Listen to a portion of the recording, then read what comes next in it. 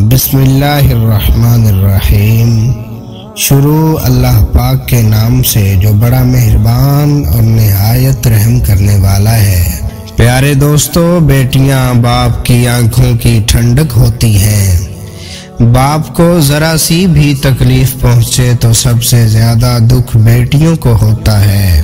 یقین جانے ساری رات سجدوں میں گزار دیتی ہیں اور اللہ تعالیٰ کی بارگاہ میں آنسو بہا کر ساری رات دعائیں مانگتی رہتی ہیں۔ والدین کے ہر دکھ میں ان کے ساتھ کھڑی رہتی ہیں، کبھی بھی ان کو اکیلا نہیں چھوڑتی۔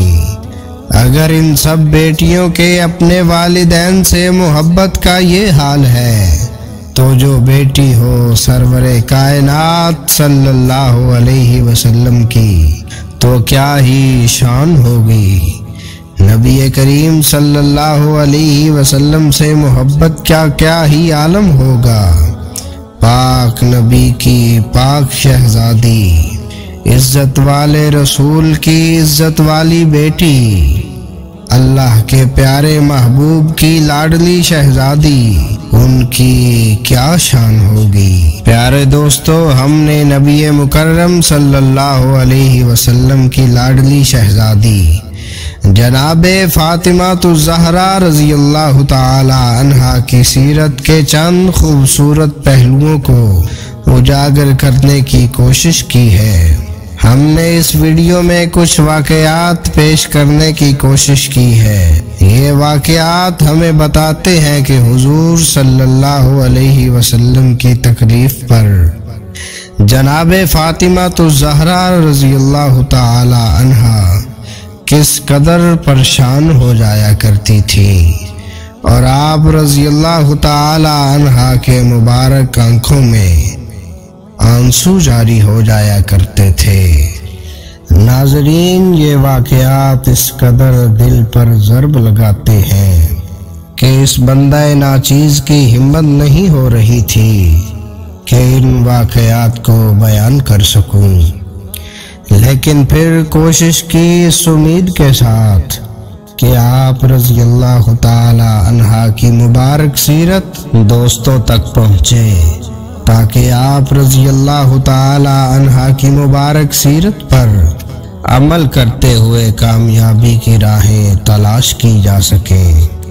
حضور نبی کریم صلی اللہ علیہ وسلم اعلان نبوت کے بعد مشرکین مکہ کے ظلم و ستم کا شکار تھے، اور مشرکین مکہ کے ظلم و ستم میں روز بروز اضافہ ہوتا جا رہا تھا۔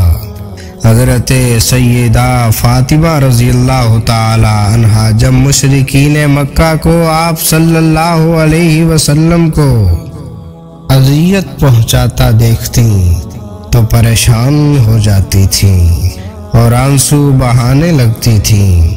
حضور نبی کریم صلی اللہ علیہ وسلم اس موقع پر اپنی پیاری بیٹی کو دلاسا دیتے اور فرماتے، میری بیٹی، تم فکر مند نہ ہو، اللہ عز و جل کبھی بھی تمہارے باپ کو تنہا نہیں چھوڑے گا۔ حضرت عبداللہ بن عباس رضی اللہ تعالی عنہ بیان کرتے ہیں کہ ایک دن حضرت سیدہ فاطمہ رضی اللہ تعالی عنہا روتی ہوئی حضور نبی کریم صلی اللہ علیہ وسلم کے پاس تشریف لائیں۔ آپ صلی اللہ علیہ وسلم نے شفقت سے پوچھا، میری بیٹی تم کیوں روتی ہو؟ حضرت سیدہ فاطمہ رضی اللہ تعالی عنہا نے عرض کیا، ابا جان، میں کیوں نہ روؤں؟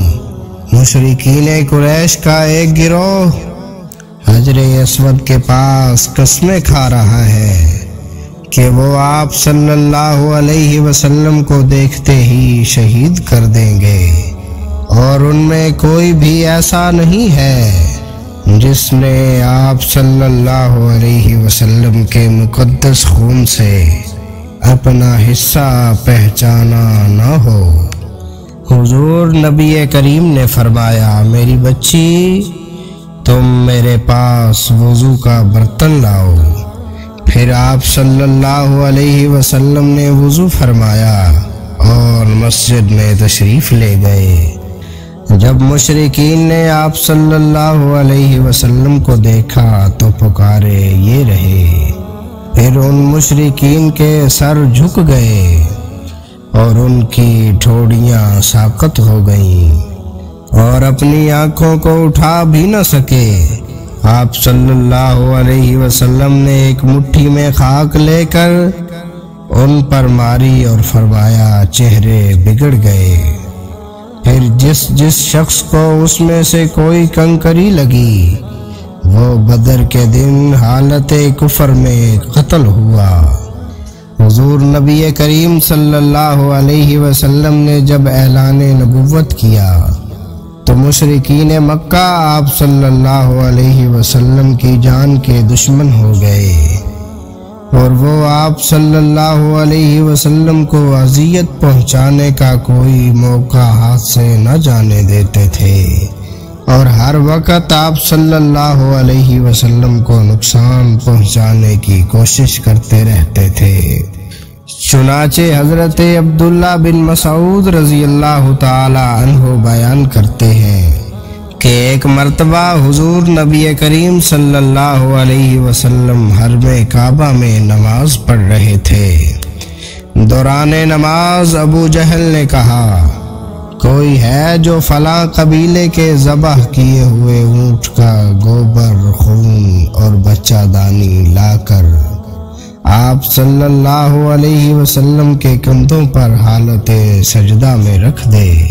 پھر وہ غلیظ چیزیں لا کر جب آپ صلی اللہ علیہ وسلم سجدہ میں گئے تو ان کفار نے آپ صلی اللہ علیہ وسلم کے مبارک کندھوں کے درمیان رکھ دی گئیں۔ قربان جاؤں آقا کے صبر پر کہ آپ صلی اللہ علیہ وسلم ان کے بوجھ کی وجہ سے کافی دیر تک سجدہ میں رہے اور اس کے دوران مشرکین ہنستے رہے۔ اللہ تعالیٰ کی لعنت ہو ان لوگوں پر۔ اب قدرت خدا بھی دیکھیے کہ نہ تو آپ صلی اللہ علیہ وسلم کے چچا ہی اس دنیا میں موجود تھے جو وہاں جا کر مشرکین کو کرارا جواب دیتے، اور حضرت خدیجہ رضی اللہ تعالی عنہا بھی وفات پا چکی تھیں۔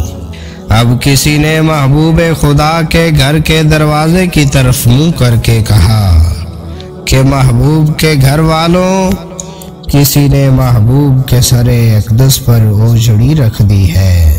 محبوب سر مبارک اٹھاتے ہیں تو تکلیف محسوس کرتے ہیں۔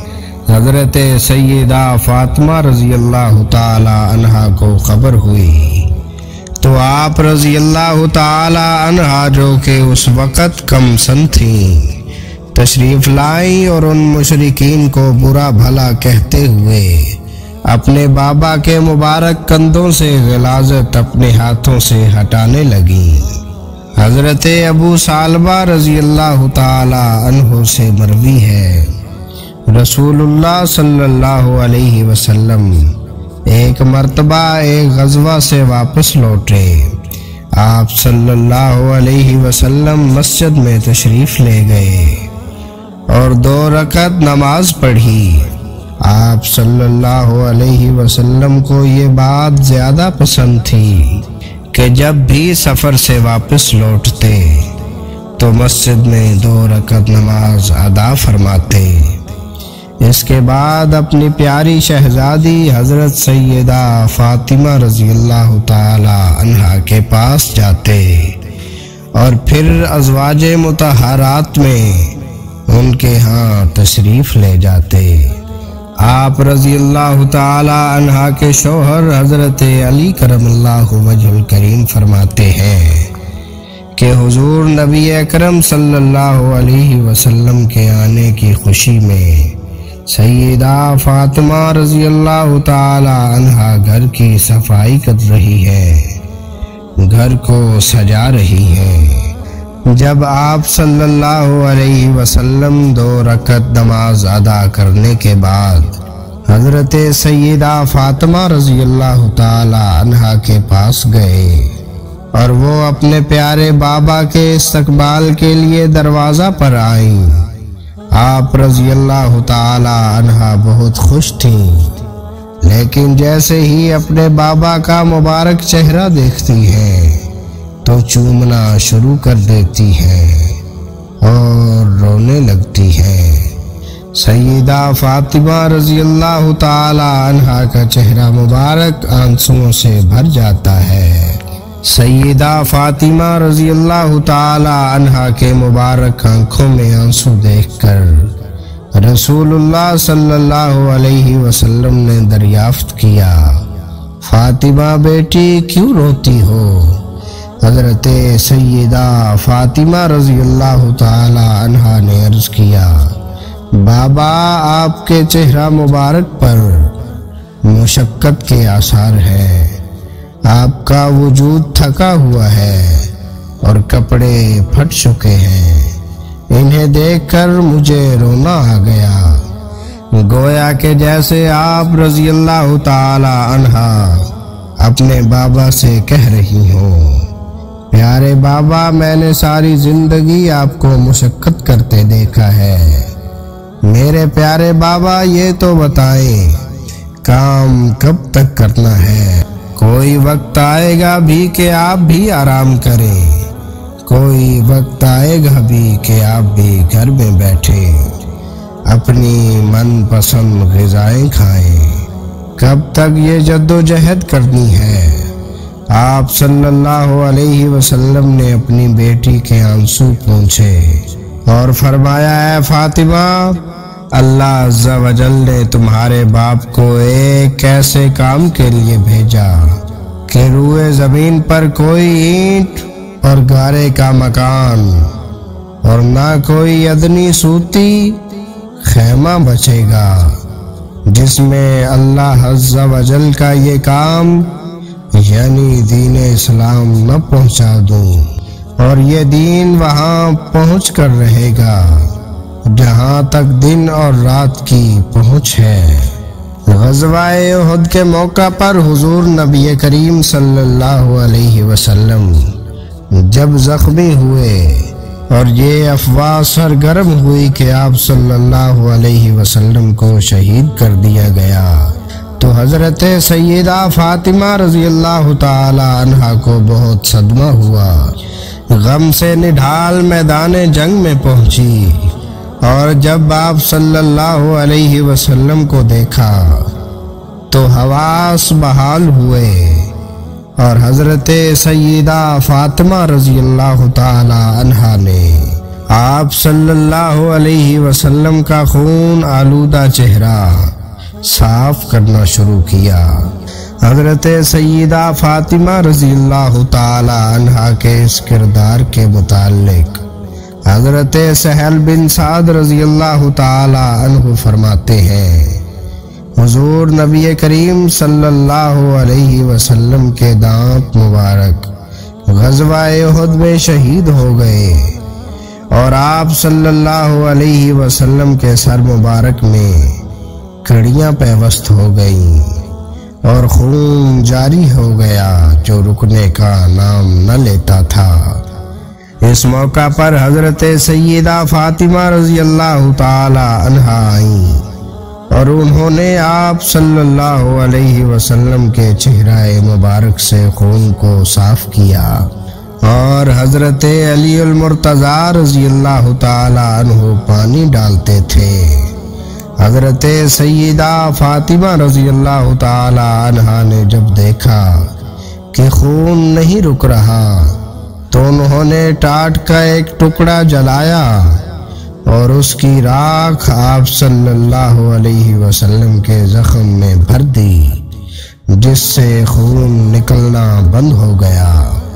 عزیز دوستو، ان دلسوز واقعات کے بعد دو مزید واقعات آپ کی خدمت میں پیش کرنا چاہوں گا، اور یہ واقعات اگر آپ کے چہروں پر مسکراہٹیں بکھیر سکیں تو اس بندہ ناچیز کو دلی خوشی ہوگی۔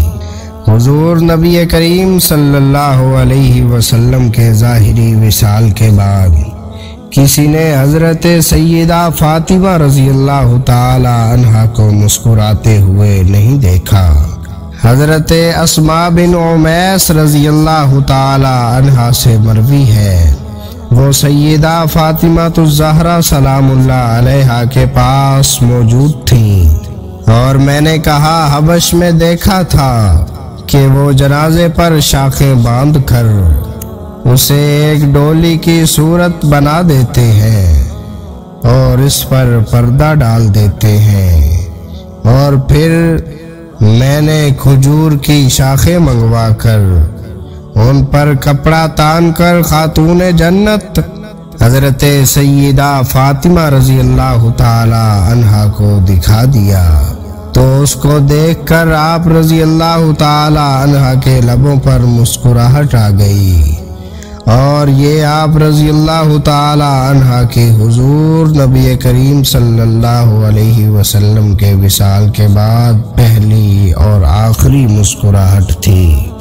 حضرت سیدہ فاطمہ رضی اللہ تعالی عنہا نے مجھ سے کہا میرا جنازہ بھی یوں اٹھایا جائے اور بے پردگی ہونے نہ دی جائے۔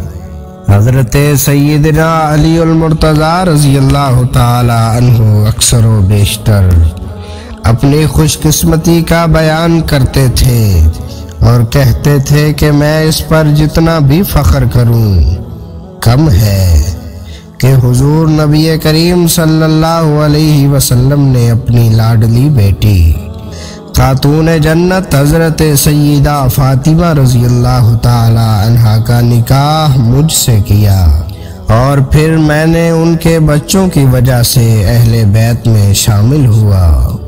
حضرت عبداللہ بن عباس رضی اللہ تعالی عنہ سے مروی ہے، فرماتے ہیں حضور نبی کریم صلی اللہ علیہ وسلم کے اہل بیت جنت کے باغات میں ہوں گے کہ اچانک ایک نور بلند ہوگا اور گمان یہی ہوگا کہ شاید سورج طلوع ہوا ہے، اور پھر اہل بہشت ایک دوسرے سے کہیں گے کہ اللہ عز و جل کا فرمان ہے کہ جنت میں سورج نہیں ہے۔